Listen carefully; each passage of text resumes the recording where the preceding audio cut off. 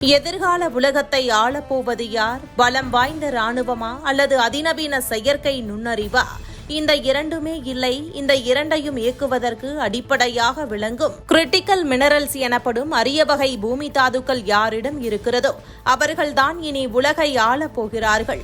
கடந்த நூற்றாண்டில் பெட்ரோல் வளம் உலக நாடுகளின் அதிகாரத்தை தீர்மானித்தது என்றால், இந்த 21ஆம் நூற்றாண்டில் உலகை ஆட்டி படைக்கப் போவது இந்த விசித்திரமான அரிய தாதுக்கள் தான். ஸ்மார்ட் போன்கள், லேப்டாப்புகள், செமிகண்டக்டர் சிப்ஸ், எலக்ட்ரானிக் வாகனங்களின் பேட்டரிகள், விண்ட் டர்பைன்கள், சோலார் பேனல்கள், ராணுவத்தின் அதிநவீன ஏவுகணைகள், போர் விமானங்கள் மற்றும் ரேடார் சிஸ்டம்கள் என அனைத்திற்கும் இந்த தாதுக்கள் தான் முதுகெலும்பு.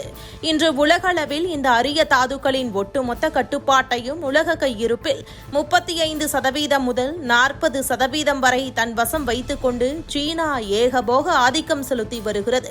உலக அளவில் வெட்டி எடுக்கப்படும் தாதுக்களை சுத்திகரிக்கும் திறனில் 85% முதல் 90% வரை சீனாவிடம்தான் உள்ளது.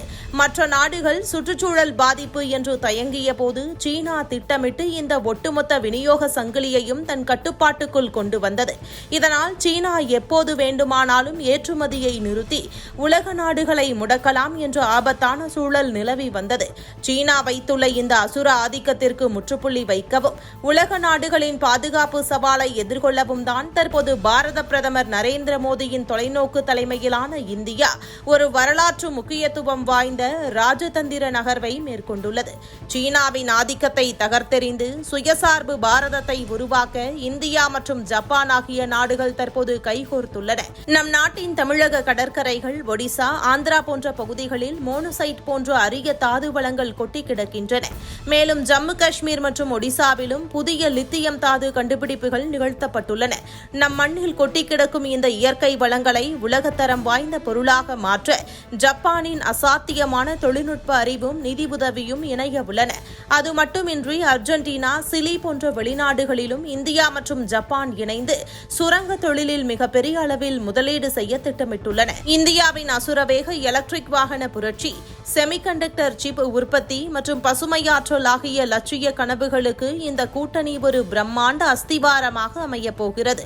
இனி நமது வளர்ச்சி சீனாவின் கைகளில் இல்லை, நமது கைகளிலேயே துவங்கப் போகிறது என்பதை இந்த கூட்டணி உலகிற்கு பறைசாற்றி உள்ளது. பாரத பிரதமர் மோடியின் இந்த அசாத்தியமான உலகளாவிய ராஜதந்திர நகர்வு மற்றும் தொலைநோக்கு பார்வை உலக அரசியலிலும் தொழில் புரட்சியிலும் இந்தியாவை எவராலும் அசைக்க முடியாத, தவிர்க்க முடியாத ஒரு மகா சக்தியாக மாற்றுவது உறுதி.